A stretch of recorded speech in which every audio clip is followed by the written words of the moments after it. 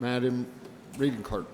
House Bill 120, Time Change Amendments by Representative Joseph Elison. This bill was heard in government operations with a vote of 13-0-0. Representative Elison. Thank you, Mr. Speaker. I think this is one of the most favorite topics that we'll be addressing today, especially our good colleague from Taylorsville. He loves this bill so much because he loves to be in contact with his constituents. And so this offers opportunities for all of us to interact with our constituents even more. So you're welcome. So I want to start off with HB 120. This is a time change amendment bill to just simply disclose and say up front, again, this bill, my colleagues, is not a bill to try to determine whether standard time is better or whether daylight savings time is better. This is not to have that discussion. It's not even part of the debate here because that was pretty much already decided about 5 years ago from this body that they wanted to, and the people preferred to go to daylight savings time. And so, again, I just want to clarify right up front, this isn't a debate, an argument over which one's better because we could debate that forever. And that's been debated since really the beginning of the time change era. But I thought what I'd do is just give a little bit of context in terms of history and a little bit of context in terms of where we are and where we stand right now. So historically, the idea of changing our clocks a little bit each year, a lot of people say that stemmed from Benjamin Franklin. He was the one that brought that up. Well, Benjamin Franklin first floated the idea. The Franklin Institute claims that he wasn't really necessarily endorsing or supposing that we do this. He just was the first to float the idea. It was later a doctor from New Zealand that ended up getting the claim for making the change. So historically, when did the United States first start using savings time adjustments? Primarily was during World War I. They thought it was a way to save energy, and so they thought this might be a way to adjust our clocks so we'd spend a little bit more money on energy costs. In the end, they found that it had very little to do with energy savings. It just moved the needle very little. So that's when we started adjusting in the United States.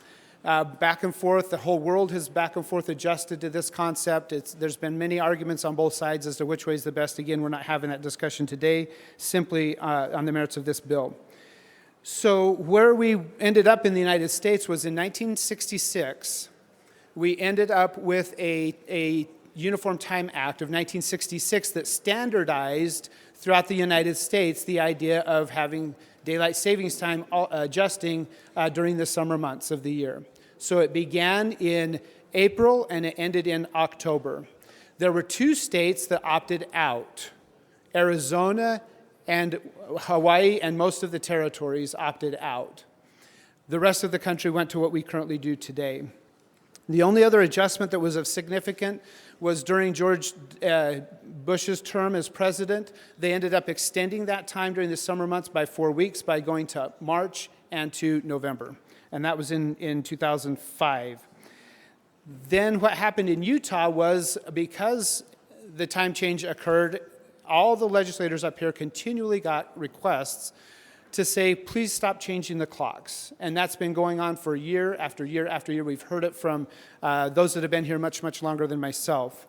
So 5 years ago, the Utah legislature decided, okay, let's finally hear the voice of the people. Let's stop moving our clocks. They proposed a Senate bill which said that if we had 4 surrounding states plus one being Utah, so 5 states, Utah being included, of the 11 western states, if they would agree to do similar legislation as us, and if the federal government was to enact a law that would allow for daylight savings time, then Utah would go to daylight savings time permanently. That law passed in 2020, okay, 5 years ago. The intention was to allow the clocks to stop moving.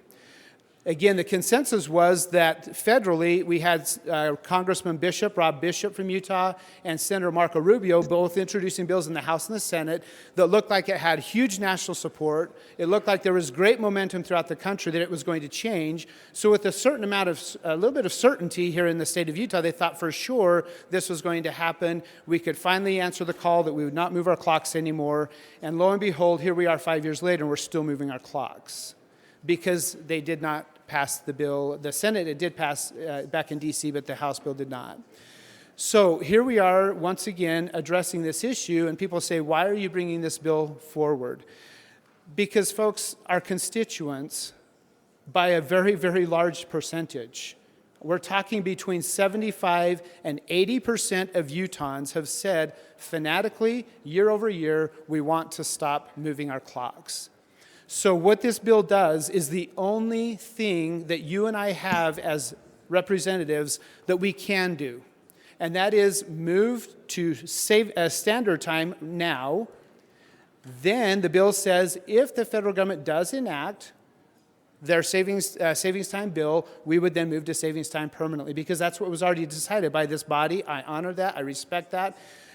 That's what's in law. So that's all this bill does. It simply says we go to standard time in the meantime, and then it goes to savings time if the federal government acts. So we can finally answer the call of our fellow citizens to stop moving the clocks. This, I can say and guarantee, will move the clocks. What is on the books, unfortunately, well-intentioned, it was a great idea, but it unfortunately didn't stop moving our clocks. So with that, Mr. Speaker, that's the premise of the bill, and I am open to any questions.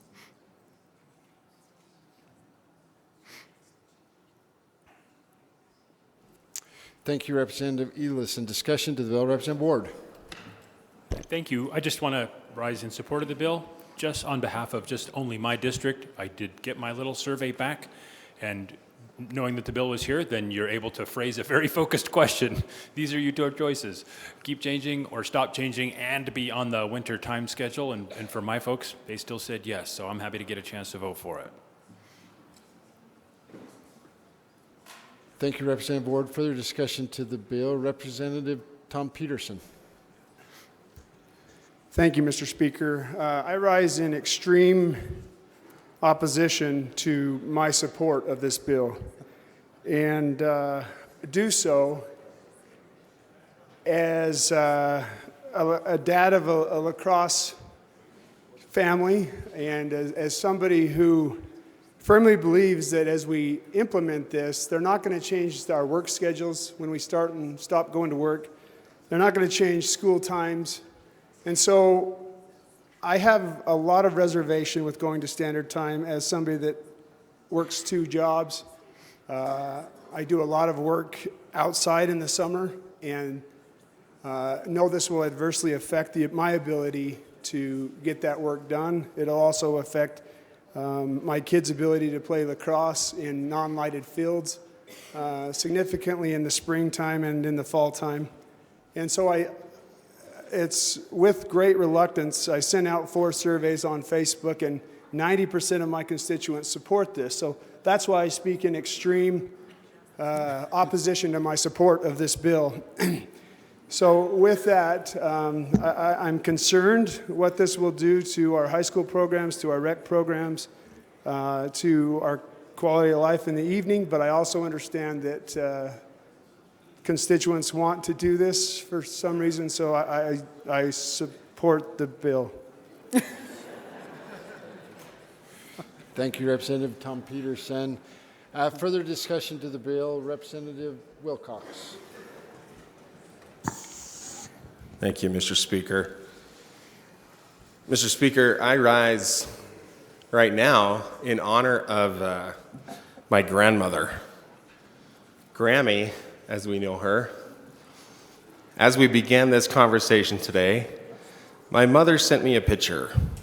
I think it's against the rules for me to show you, but I'll send it to you later if you want, of her in 1972 speaking to the state PTA, lobbying them to please support the elimination of daylight savings time.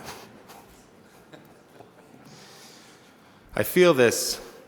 When I was a young legislator, like 15 years ago, whenever it was, I had this conversation after a series of automobile incidents that UHP was dealing with the morning after daylight savings time ended, that first Monday. And I started asking the question, and what I was told by my colleagues at the time, none of you, of course, to the young, brand new legislator who didn't know what he was doing, was that it was the farmer's fault. It wasn't. I grew up in a farming family. We were dairy farmers. And so I had the conversation with Grampy, with Grammy's husband. And it turns out they kind of resented being blamed for it. So I filed a bill the next year, and Rules wouldn't let it out, even though I was the vice chair of Rules. So I really appreciate all of those of you who were here while I was gone and putting the trigger in place so that if the feds ever pull it, if they ever make the right choice, that we can have some sanity with this. It actually, I did a lot of research back then, and all those things still hold true. What the good representative has stated from southern Utah is accurate. It actually doesn't help. It causes health issues across the system, across the state, and it's primarily the flip back and forth. There's a good solid argument on both sides about which one we should use, but primarily most of the problems come from what I can tell, from the changing back and forth and pretending like it actually elongates the day. It doesn't. Please vote for the bill. Please stop switching whatever we do. Thank you. Thank you, Representative Wilcox. Representative Jefferson Moss. Motion to circle? Thank you, Representative. Would you like to speak to that motion? Yeah, colleagues, we're hitting up on noon, and I understand there's a lot of people who want to talk to this bill. So the concern was just that we'd have to shut off debate. So we would like to give an opportunity to have further debate. Thank you, Representative Moss. Just by way of information, my board is lit up right now. So, and this is an issue that I think everybody wants to have a conversation around. And I think to be fair to the process, and with the time being at 12 o'clock, and I would love to get a couple more bills off, zing through a couple more bills if we can. So with that, we'll go ahead and, if your light is on, it is to speak to the motion to circle.